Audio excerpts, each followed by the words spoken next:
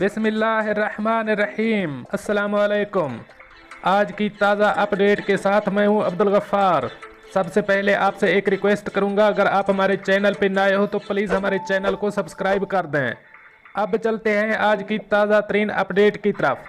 UAE police ने गलत driving की वजह से पेश आने वाले हादसात पर मबनी वीडियो जारी कर दी।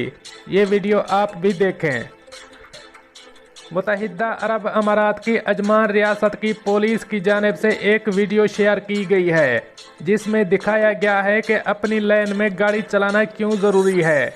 ये वीडियो सीसीटीवी कैमरों पर रिकॉर्ड होने वाले हादसात पर मबनी है, जिसमें मुख्तलिफ ड्राइवरों के गलत लाइन में गाड़ी चलाने और फिर अचानक गाड़ी दूसरी लाइन में ले जाने के बायस पेश आने वाले हादसात दिखाए गए हैं।